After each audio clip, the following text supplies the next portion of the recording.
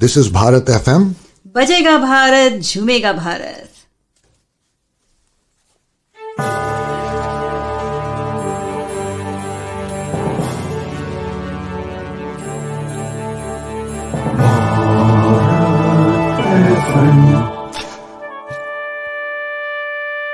ये है भारत FM. बजेगा Bharat झूमेगा Bharat. Hello, everybody. Namaste. Good evening. Good afternoon. Usha Venkatraman here from Mumbai, India. I'm your host, Storytellers Cafe, and it's my privilege to be in the third season of Storytellers Cafe. As you know, Storytellers Cafe is a part of Bharat FM, a radio station that was set up right at the beginning of the pandemic. And it's based in Cincinnati, Ohio. And I hope you enjoy listening to Storytellers Cafe because I do take a lot of trouble in bringing some wonderful guests from across the world. As you know, friends, this is a part two of the series. Our guest tonight in the studios is Chandrika Joshi. I'll be bringing her in just some time, but just wanted to give you a brief about our last week's episode when we listened to Chandrika's poignant story, which captured the universal theme of longing, loneliness, and the barriers of communication. She beautifully narrated to us about her journey from Uganda to Wales to the refugee camp, and then how she went on to qualify and practiced dentistry. And then she stopped at that very interesting moment where she became a Hindu priestess and solemnized a wedding. So we continue today and we're going to listen to Chandrika. Now, before I bring Chandrika, or let me get Chandrika into the studios, and then I can give you a brief introduction about her. Welcome, Chandrika, to Storytellers Cafe. A pleasure. Thank you. Thank you for inviting me. You're welcome. It literally brought tears to my eyes when I listened to her story, and some of them have messaged on Facebook and, of course, messaged me about the lovely story that Chandrika shared with us. As you all know, Chandrika was born in Uganda, where her parents had migrated to from Gujarat. Her father was a Hindu priest and a Kathakaar. She grew up listening to stories and songs from India. Chandrika's mother also would tell them fascinating tales at bedtime, stories that she had heard from her mother, stories about her childhood in India, and stories from Hindu religious texts such as our Puranas and our Itihaas. Her father told Chandrika and her sister and her brother stories from the Puranas set to song, a format known as Akhyana in Gujarat. Chandrika came to live in Wales 50 years ago due to the expulsion of Ugandan Asians from Uganda. Chandrika later went on to train herself and became a dentist and specialized in working with people with disabilities. Chandrika got further qualifications in psychology and counselling, and 20 years ago, she followed her father's footsteps and officiated her first Hindu wedding as a Hindu priestess. So we have here a Hindu priestess, a storyteller, a doctor by profession who decided to follow her heart and heal people across the world through stories that definitely heals everyone.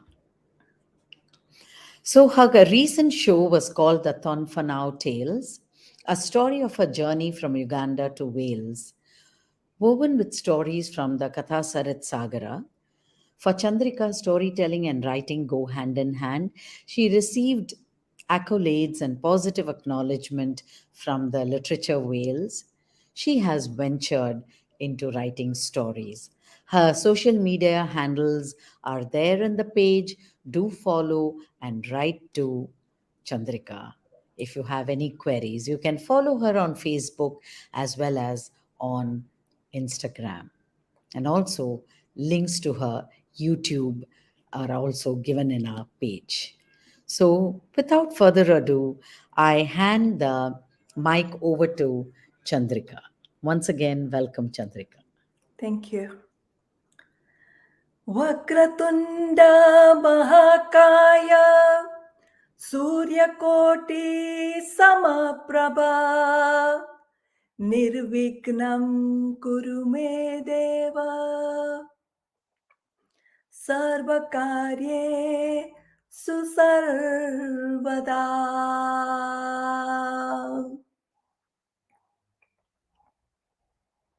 Parvati, the earth goddess. Parvati, the daughter of the mountain.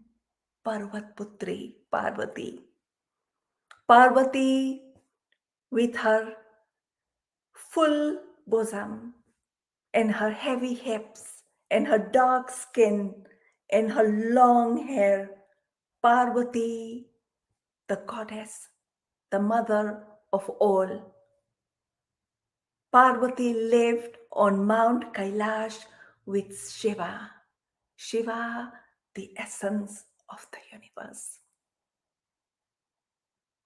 Shiva often disappeared and merged into all there is. And Parvati, with her feet in the ground, was lonely. So one day when Shiva was gone, Parvati went into her bathroom, and there she sat on the floor.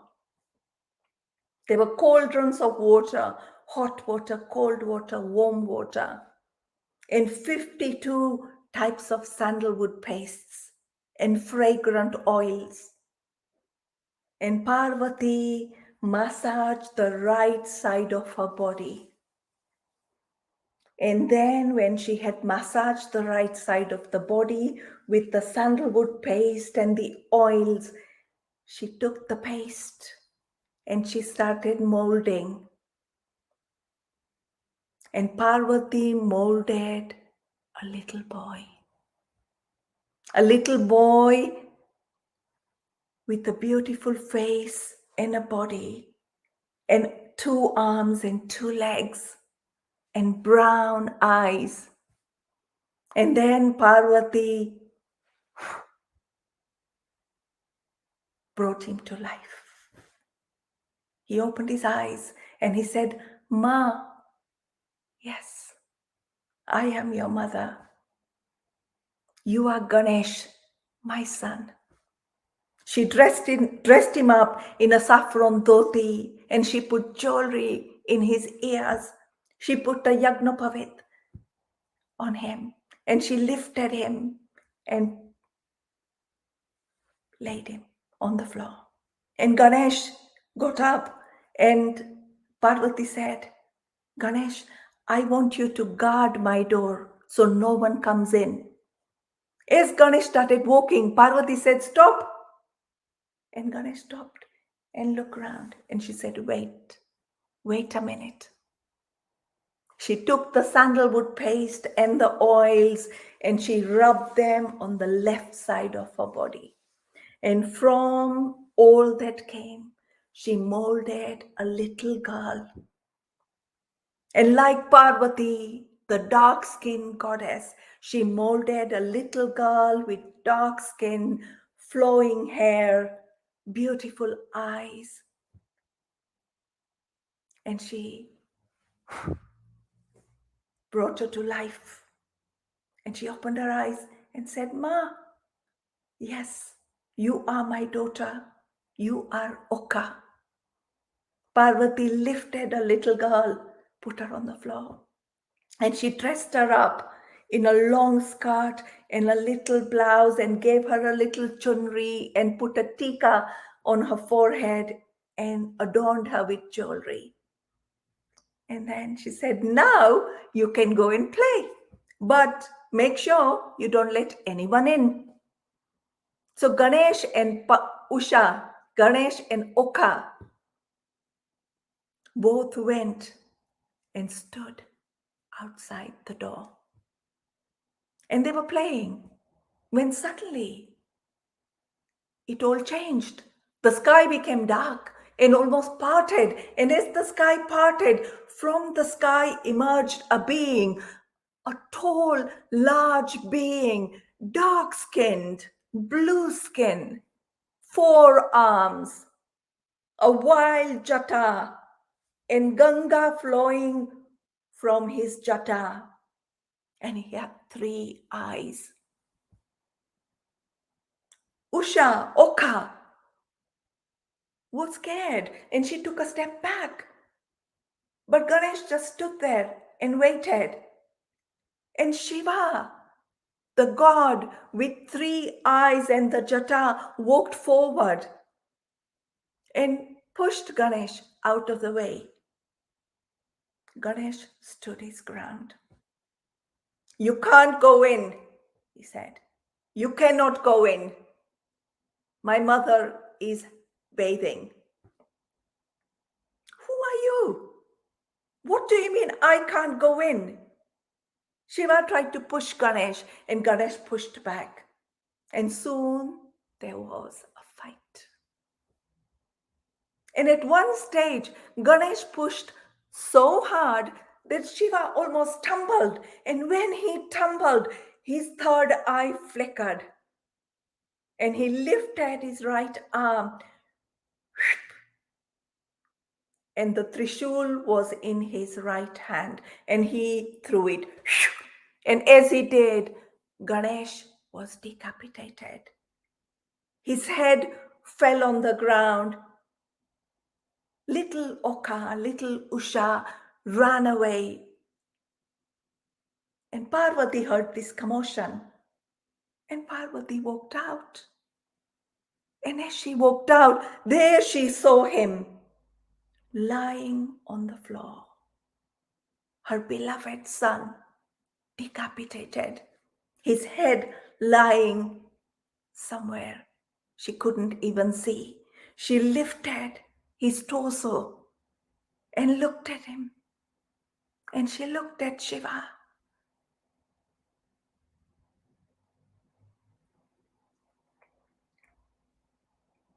Parvati's eyes filled with tears.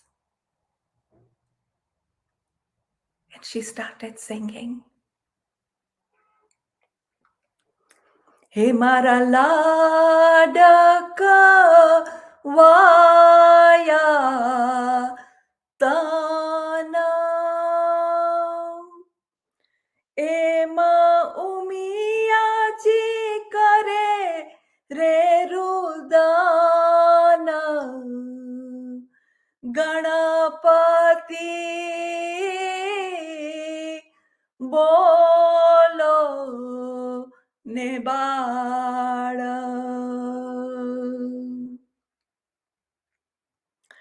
Shiva ekaputra vinani remaya enaratri divasa kemajaya ganapati bolo nebada.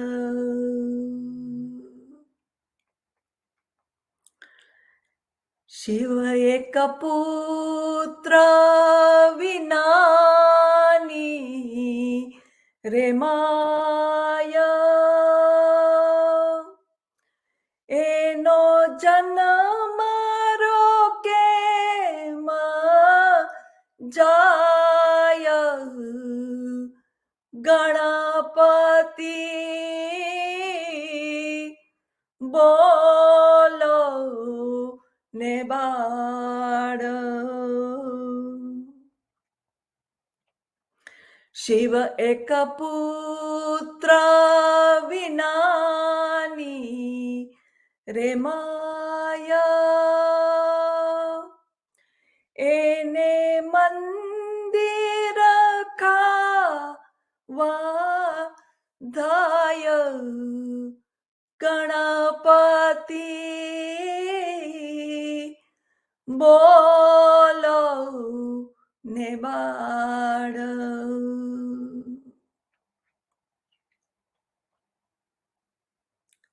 Parvati laments and says to Shiva, Shiva, you wouldn't know what it feels like to be a mother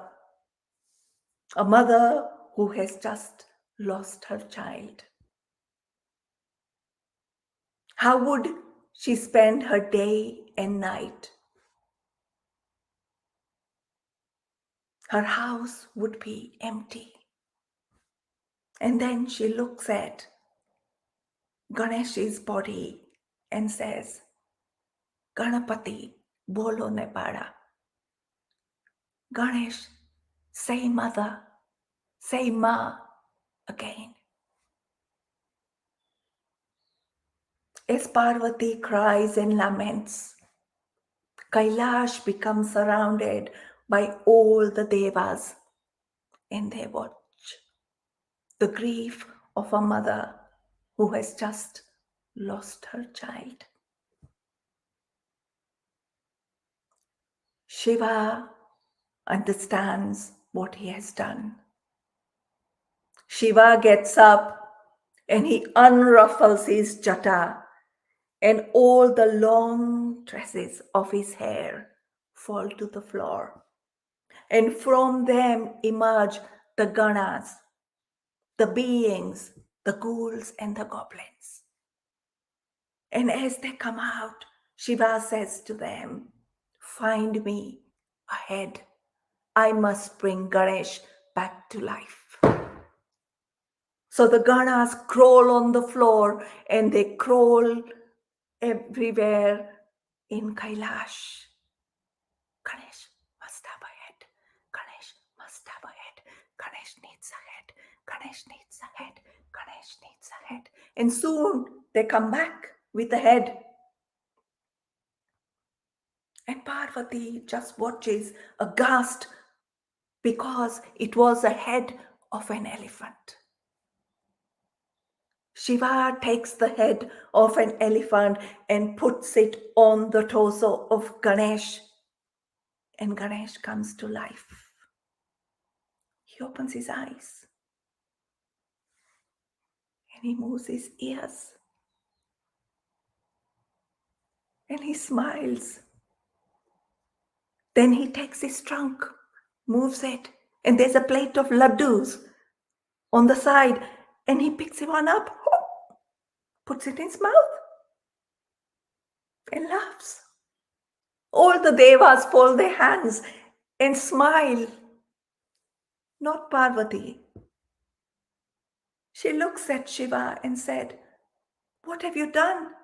You have given him an elephant's head. Who is going to worship my beautiful son? And then Shiva says, Parvati, you have given him a body and I have given him a head. He is our son now. And yes, he has an elephant's head. But Parvati, look at his head. He has a big brain. He is going to be the god of wisdom.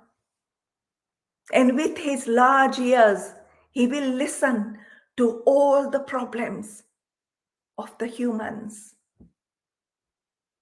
And with his small eyes, he will squint and find the solutions to their problems. Ganesh is the god of wisdom. And Ganesh will be the first god to be worshipped. He will be Prathameshwara.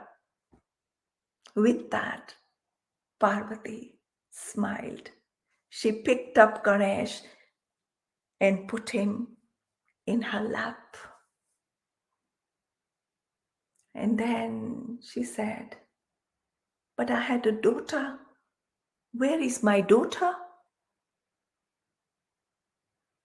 Shiva said, I didn't do anything to the daughter. She was standing there, but she ran away.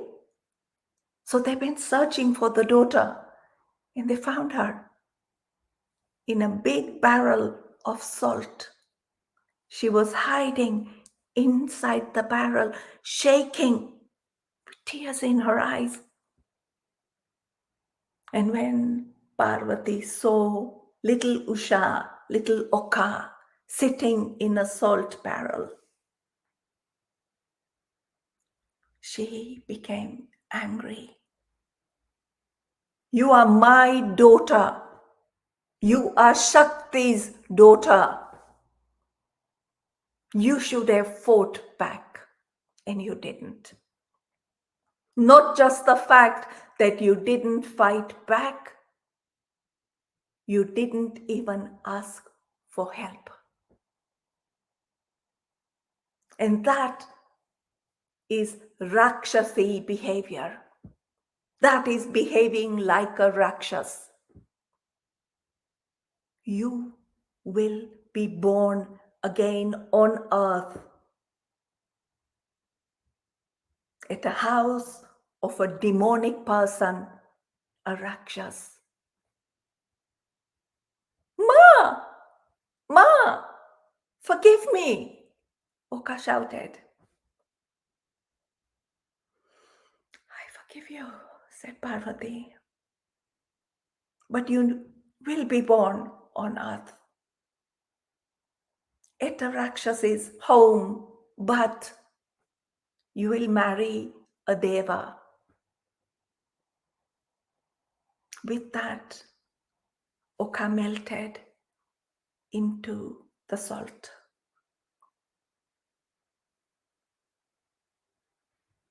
This is a story from an Akhyana, Usha. It is a story from an Akhyana known as Okaharan. Okay. Thank you.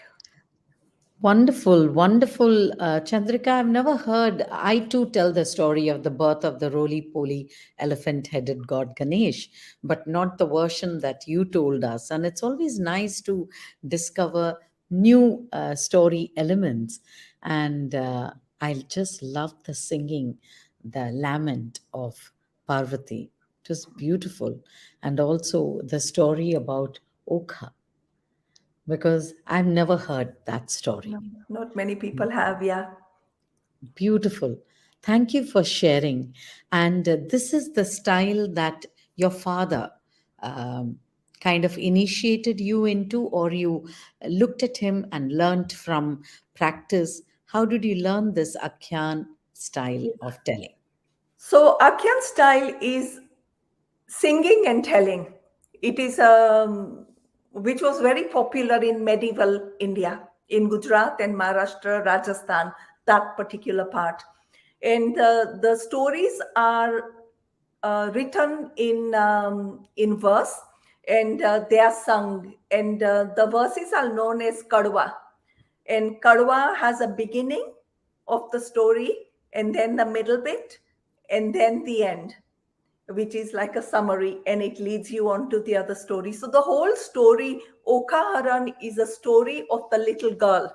It starts with Ganesh, and then it carries on to what happens to Oka on earth, where she is born, and the whole journey of how she marries the Deva. And the Deva she marries is Krishna's grandson. So it is a marriage between Shiva's daughter or Parvati's daughter and Krishna's grandson. And my father used to tell it in a proper Akhyan fashion, which would take 3 days to tell. It would be about 3 hours every single day for 3 days, and it is normally in Gujarat told around in Chaitra month, which is, I think, the 6th month of lunar calendar. It's the Chaitra month, which is the sacred month. So that's when you tell the story. It's very interesting about the Akhyan, because the person who wrote the Okaharan was written in medieval times, and his name was Premanand Bhatt. Premanand Bhatt was a Kavi, a poet, a Gujarati poet who lived in Vadodara in Gujarat. And during those time in 16th, 17th century India, in Gujarati language had little value or little regard. And Premanand wrote in Gujarati. And he felt the fact that he has to do something to make sure that the literary aspect of the Gujarati language remains. So he started writing this Okaharan, and he would perform from one village to another. He would play it's called a gagar, or a pot which is made of copper. I think in various parts of India you have the same instrument which is played with copper rings on your fingers, and they play the instrument and sing the songs and tell the story. And they are known in Gujarat as Manbhat. And Manbhat would go from village, or they used to go from village to village telling these stories. So the Okaharan that my father told was a family version based on Premanand's Okaharan. And I think what is really interesting is how Premanand calls it Okaharan, because Haran means to abduct, and Oka is the girl. Like Rukmini Haran, when Rukshmani was abducted by Krishna because she wanted to marry Krishna. So in the similar way, they say Oka Haran. The twist is, Oka was never abducted. Oka abducted Krishna's grandson. And in medieval India, that would have been unacceptable to put as a title, to say it is Anirudh Haran, because Krishna's grandson's name is Anirudh. Anirudh Haran in a sexist medieval community probably was totally unacceptable. And hence, Premanand calls it Oka Haran, when it's Oka who abducts the prince because she wants to marry him. And I love that story, and I used to listen to it. My father in Africa used to tell. So our home was a simple home with, like homes in India are. And our front room, and had a veranda outside. And in the afternoon in Chaitra month, a Vyas pit would be created, a podium where my father would sit on the ground with the Bhagavad Puran would be there, and the Okaharan, and he would recite the Okaharan. My father had a fantastic voice, and he would sing it and tell it for 3 hours, and then for 3 days running, and all the people from town would come in the afternoon to listen to him. And he had learned it from his father, well, not his father, but his brother, because my father had become an orphan at a young age. But it's a good something to inherit. And it takes us back to what medieval Gujarat was like. And what I love reading the Premanand's version is it tells me what society was like in Gujarat in medieval times, and particularly from women's perspective, what a low position women had. Premanand talks about child marriage, that a girl should be married before she's 10, because that was the norm, that it's not acceptable. So all of this is good. And when I started the journey, I started this Okaharan journey in Wales 2 years ago during pandemic. And of course, I wanted to tell it exactly like the way my father told it. But then it's only open to Gujarati audience. And the idea was that how can you tell this story mixing, keeping some of it, but then sort of making your own version. So I worked with a friend of mine, Kath Little, who is a storyteller here in Cardiff, and the two of us, and we told the Okaharan initially I think we did it hour and a half. We said we'll do 3 hours, and then we did sort of hour and a half. And right towards the end, it became an hour, which is really, squeezing it in. But we told it in 3 languages then: Gujarati, English, and Welsh. So we created the Okharan piece, which we recently performed at Aberystwyth Storytelling Festival. Wonderful, wonderful, Chandrika. What a fabulous story. And then Oka Haran, who was truly ahead of her times, she decided to abduct. Yeah, This reminds me of Rabindranath Tagore's Chitrangada, who yeah, falls in love with Arjun and completely transforms herself into a very enticing young woman, though yeah, she loved being a tomboy. yeah, And then, of course, how she wants to go back to being what she was originally. yeah, Lovely women were very, very ahead of their times. Our yeah, Puranas, our Itihasas yeah, speak about women. yeah, Women empowerment was also there, and I know that you have a strong influence uh, from the stories that you heard about women. I remember you sharing not the story, but you did mention about Savitri. yeah, Savitri was no slouch, and she wasn't. Of course, she was a pativrata. mm, We do the Savitri puja, but mm, then she had that strength to kind of get into an mm, uh, not an argument, a face off with the god of death, mm, and challenged him, mm, and of course outwitted him mm. through her wit. Yes, So she outwitted him, and that's yes, what it was. We have to ask ourselves, what is pativrata? What is pativrata? Of course, there is Hinduism has always evolved with ideas, etc. It's never remained stagnant. It's evolved over the years.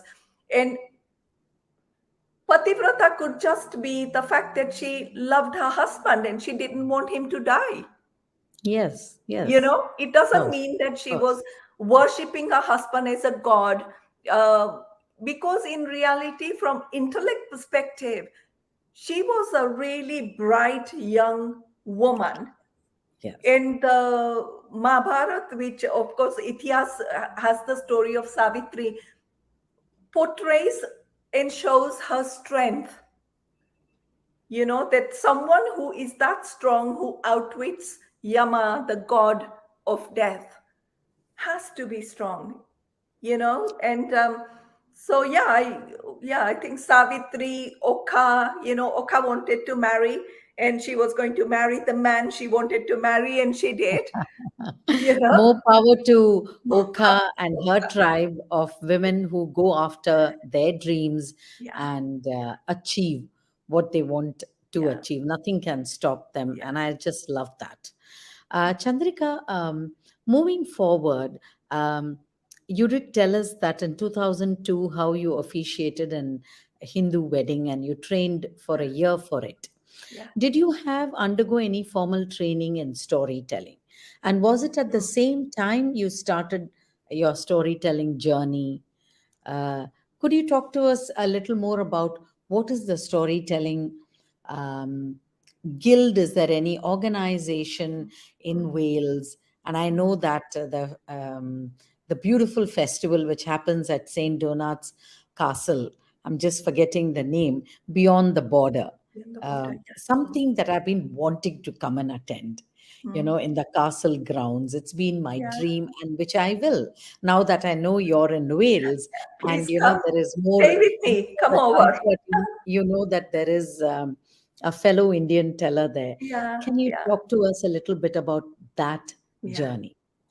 So storytelling for me, Hindu priest, yes, I did the wedding, and then I did occasional wedding, occasional puja, but I was also working at that stage. And storytelling, I started probably about 8, 9 years ago. So in Cardiff, there is a storytelling circle, and I met a woman who at a singing workshop, and she said she was a storyteller and she was running a Cardiff storytelling circle. So I got in touch with her, and I would go there. We meet once a month in an art center, and um, I would go and tell the stories that I had heard from my father, mother, and it was just fun. And I didn't have time to go into it professionally and spend more time because again, I was still working. And in 2002, during pandemic, it was Beyond the Border Storytelling Festival had advertised for new voices, people who wanted to have a mentor who would then transition them into professional storytellers. So I thought, that might be something good to do. So I was chosen, and I had Jan Blake as a mentor, as well as Pauline Down, who I did voice work with. I also worked with a lady called Uttara Jo Salkar from Mumbai, and she's a musician. And I have met her in West Bengal, in Shantiniketan, because I go to retreats with Parvati Baul. So I had met Okay. Uttaraji at Parvati Baul's ashram at a retreat, and I decided to do a little voice work with her as part of this mentorship. So I had a few mentors around that time, and that helped me transition from being just a regular storyteller into a professional storyteller. And that's the time I retired from dentistry, because I had knew exactly what I was going to do for the next part of my journey in life. And I became then a professional storyteller. Wonderful. What a interesting journey, Jan Blake, and coming and living in Shantiniketan and Parvati Baul. Wonderful journey, very interesting. Cannot be captured in this 45-minute show. Certainly, Chandrika. Beautiful. And then tell us, I'm sure there's no looking back. How has it been, in the last 8 years? What has been your journey in the world of what kind of stories? I know that your recent production is Thonfanau Tales, which I'm eager to hear. Maybe a little snapshot from that, major. Maybe it's a huge production of yours, just like how you wanted this to be a 3-hour storytelling. So, can you tell our viewers a little more about your journey in the world of storytelling and till the present times? Yeah, it's been an interesting journey. I'm constantly learning. Uh, Started with the mentorship, which were fantastic. And often we have, I think the way I look at it is that often we have this imposter syndrome. It's very common with women. You always feel, no matter how much you achieve, you always feel like, am I really the right person here? And I felt that in storytelling as well, because I thought, I admired a lot of storytellers who I listened to, and I would think that, yeah, they're really fantastic. But I wasn't sure that, well, am I that good, or could I be that good? And I think the Jan Black mentorship was really helpful, because we only had 3 sessions, and in the third session she said, okay, now tell me something. So I started the story of Savitri, which is what I was working on. And she said, you don't need to go any further. You are a natural, right? You can tell stories. So that just straight away gave me confidence, knowing that she is such a fantastic storyteller who I admire, and so, but the 8 years, I think it was just going to, I just enjoyed it as an evening out, so to speak, that I just enjoyed telling the stories. I often didn't prepare them. They were in my mind. I would go and just tell in an evening. But these 2 years have changed it slightly, because it started with Beyond the Border, with the Savitri performance, which I had to, which, by the way, my mother used to tell us, and it was again in Akhyana format. So she would sing a bit and then and tell a bit. So I decided to use that Akhyana format and did a 45-minute show for Beyond the Border 2 years ago, which was part of the New Voices. And again, that sort of gave me more confidence because I had good feedback, etc. So, and I, quite honestly, I haven't stopped since then. My storytelling life just keeps on opening up, getting bigger and bigger. Saying that, I don't want it to become so big that I lose myself. I don't want it to be like Absolutely. my job or my career was, in the sense when you are constantly, aiming, competing. Am I going to, give talks here or lectures here? Or am I going to present a paper here, etc.? I don't want it to be totally like that. I want it so that it's a journey that I enjoy and grow with and learn from other Absolutely. people. And I'm at that stage in life where, so far life, is a blessing. If you come to my sort of age and not be are still physically fit and everything is fine, it's a blessing. And everything I do now, I want it to be, I want it to feed my soul as much as my heart. I don't want to be that 30-year-old that I was, where I would, you would crave for, or, you would compete because you would be in this competitive world of mm, um, a career woman. So I don't want it to be like that. Absolutely, I agree with you. And stories are, like I said, it's a catharsis and so Yeah, therapeutic. yeah, And you want to enjoy the act of telling stories, the joy that it brings to you, and to enjoy the present moment, and to bring about transformation in others, in your yeah, listeners, yeah, you know. And this is not something that you go focusing on, but it happens yeah. when you tell stories. And that will only happen when you enjoy the stories that Yeah. you tell. And That's the same wonderful. thing, sorry, Usha, the same thing applies to the Hindu priestess bit, because Yes. often people now want you to explain the mantras, etc., in English, which I can. So I do that.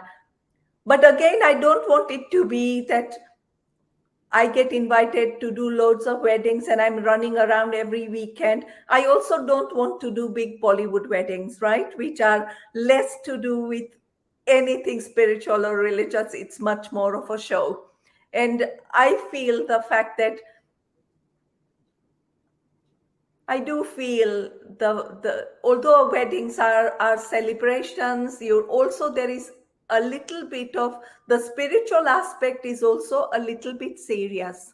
So I actually have meetings with the couple who I marry, and I want to find out why do they want a Hindu wedding, because like I talked about Usha's wedding, you can be living with each other with commitment, and it's Gandharva Viva, like Rukmini and Krishna.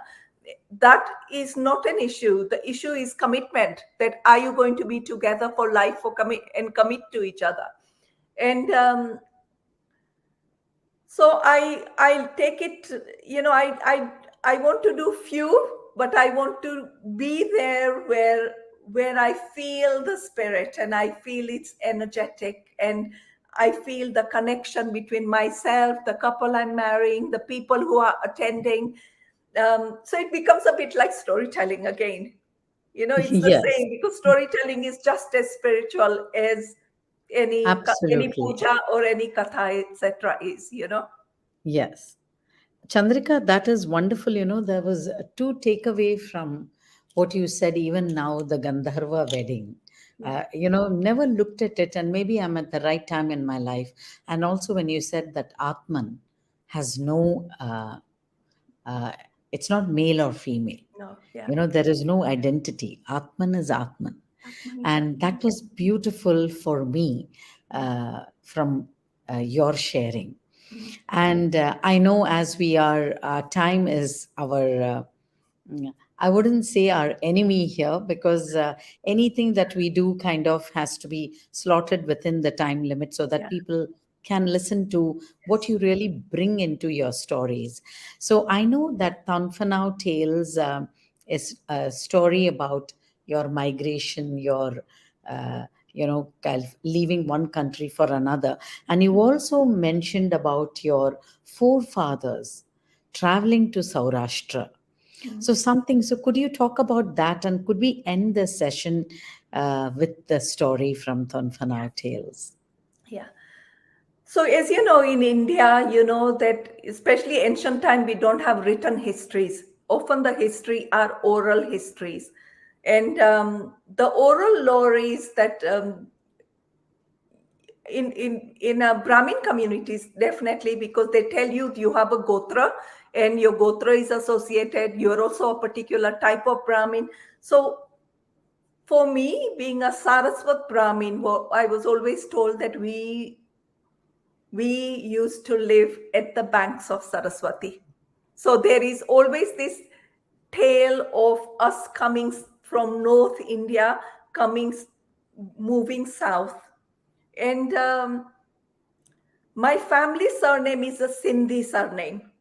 Yeah, so although Joshi is a surname which was adopted by my father in Uganda. Our real surname is Tevani. Tevani is a Sindhi surname. So I know that we have a Sindhi root. We would have come through Sindh. My grandparents used to speak Kutchi. So Oh, I know that the in our we have Kul Devta and Kul Devi etc. in Gujarat, right? So I know that our Kul Devi was in Kutch. So there is this tale that we would have migrated south, lived in Sindh at some stage for long periods of time when, of course, Sindh was conquered and there were issues, around a lot of people migrated. They moved into Kutch. Then from Kutch, um, I think that from Kutch to Saurashtra, my ancestors would have moved not so long ago because my grandparents spoke Kutchi. Because it's only from my mother's birth. My mother and her younger brother didn't speak Kutchi, but the rest of them spoke Kutchi. And I think you do lose language really with migration. You have to try very hard to keep language going because there is a language that everyone speaks and you end up speaking that all the time yourself. So I feel that probably when the Jam Raja, when the king migrated from Kutch to and set up the kingdom of Halar, which in Gujarat, which is Jamnagar, around Jamnagar, that's when my family would have migrated to Saurashtra. And yeah, so there are lots of stories from Kutch and migration in Kutch and then migration of Jam Raja. I'm just going to recite one little stanza of something my mother used to tell a story about when Jam Raja migrated, and it goes like this. જળિયો વસે જંગલમાં અને ઘોડાનો દાતાર ત્રુઠ્યો રાવણ જામને એને હાકી દીધો Halar. So my mother used to sing that and then tell about the story of Jam Raja, why he was pushed out of Kutch and came into Saurashtra and set up a oh, kingdom there. lovely, lovely, Chandrika. So, can you tell us a bit about Tanfanao Tales? Is this what you gave us a little glimpse into the story of migration of your family? And then does it end with your migrating to Wales? Yes, it will be. I'm going to tell a little snippet from Tonfanai Tales, which will tell about our journey just as we were about to leave Africa. Please go Yeah. ahead. So in 1972, my siblings and I were at home. We'd already been told that our president didn't want us there. He wanted us to leave the country. The schools were closed. We were in this little village where we lived called Uganda. The atmosphere in the village had changed. It was tense. It was fearful. If we saw a soldier from the army coming on the road, we would hide inside the house. We started hearing whispers of people dying, of women being raped. And we were fearful. My father had gone away.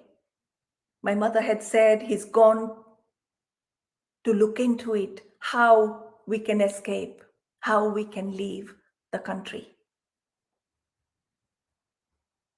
One afternoon, John, who was our home help, he was Ugandan, African, hadn't come to work for many days. And one afternoon, he suddenly appeared and we went running into the courtyard to say, John, where were you? You haven't been for weeks. John said nothing. He just smiled. We looked at him and he had his torn khaki shorts and he had his khaki shirt always unbuttoned in a awkward way, for John had mild learning disability.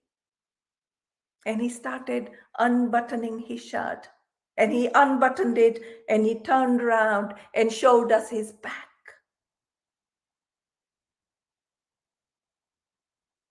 He had pink bubblegum stripes on the back, right, going from top to bottom.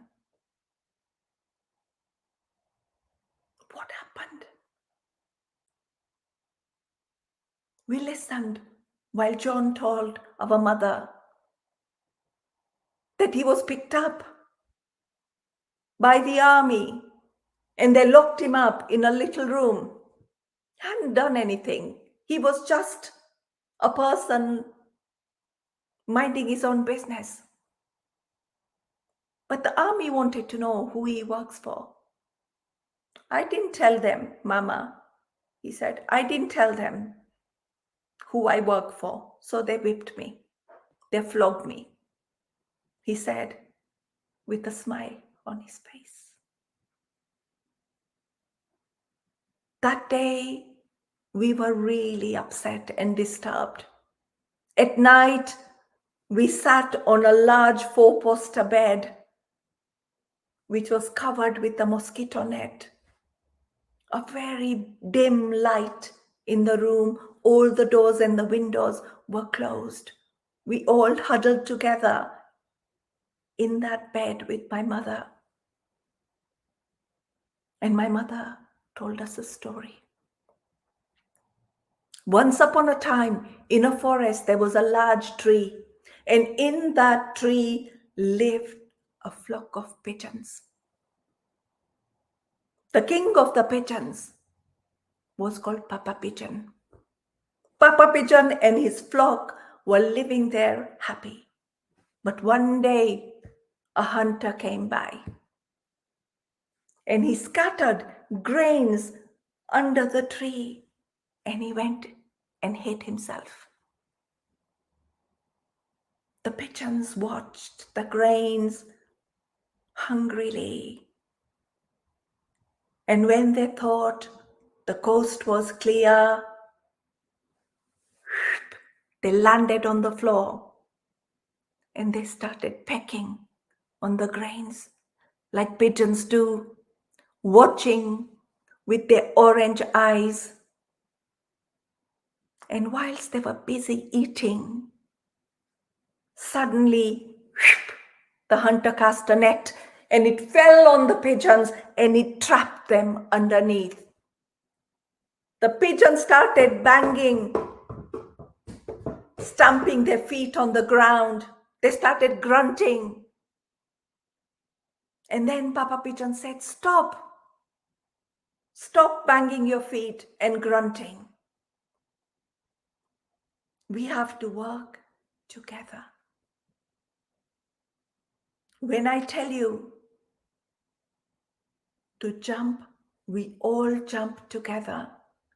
And then I will tell you to flap your wings, and then we flap them together. And if we work in harmony, we can come out of this trouble.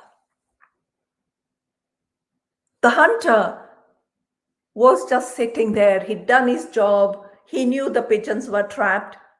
He sat there with a little beady in his mouth and thought, I'm just going to relax and take the pigeons with me a bit later. Papa Pigeon spoke to the pigeons, and when Papa Pigeon gave the signal, the pigeons jumped up. And then when he gave the signals, they all started flapping their wings together, and that gave the momentum, and they flew.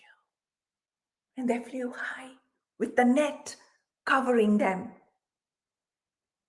And they started flying in the sky. By the time the hunter found out and started running after them, they were gone. They flew in that blue sky until Papa Pigeon said, can you see the clearing underneath?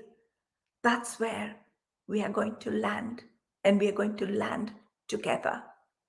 So all the pigeons flapped their wings and landed in the clearing. And then Papa Pigeon started cooing.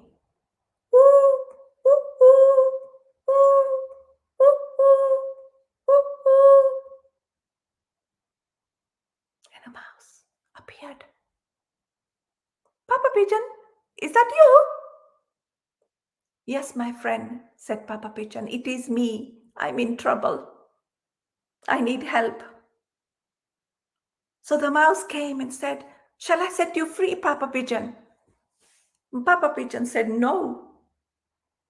I want you to set all my pigeons free. I will be the last one to be set free. And so the mouse started chewing through the net until the pigeons were set free.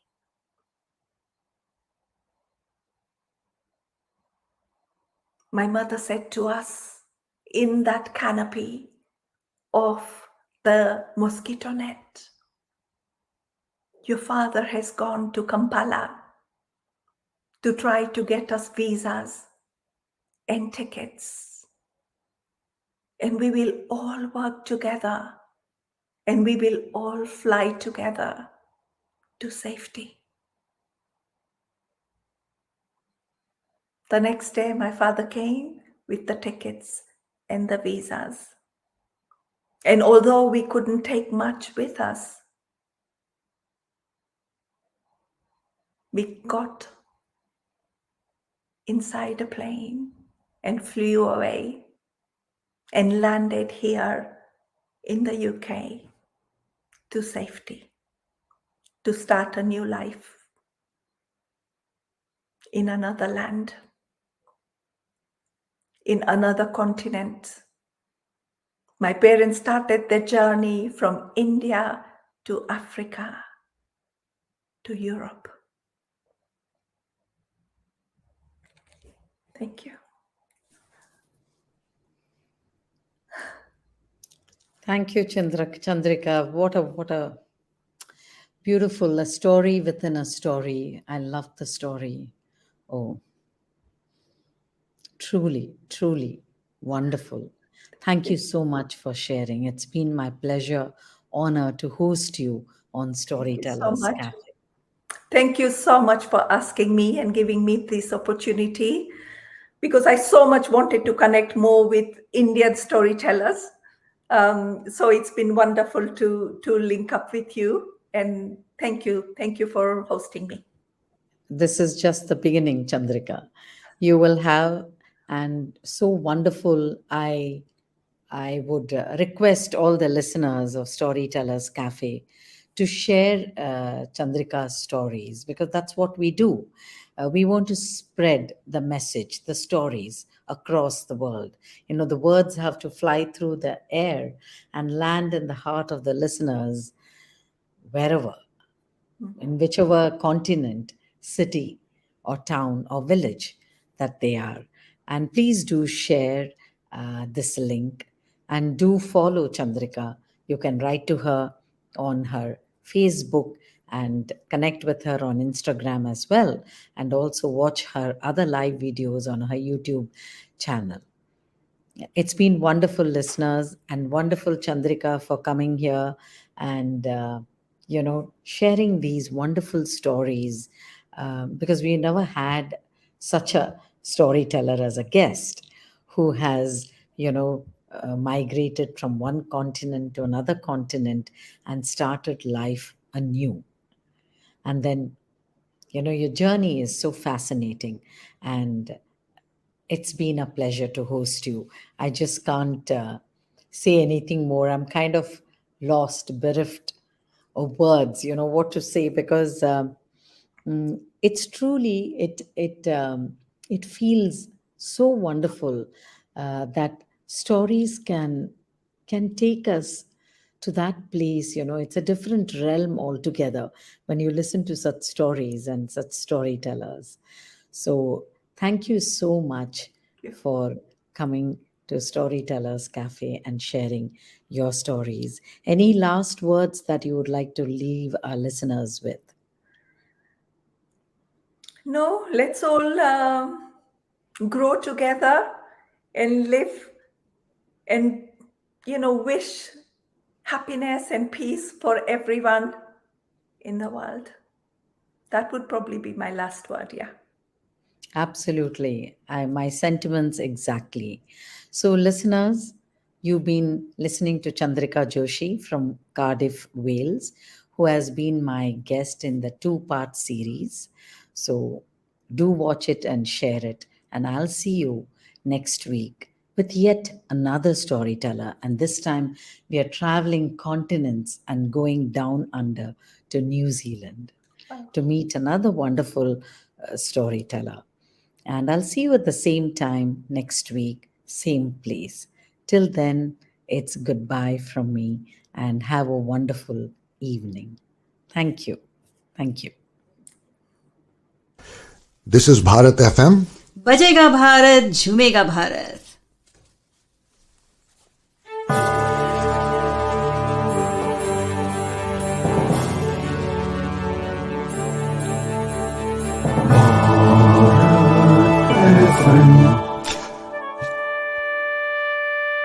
ये है Bharat FM. बजेगा भारत झूमेगा भारत.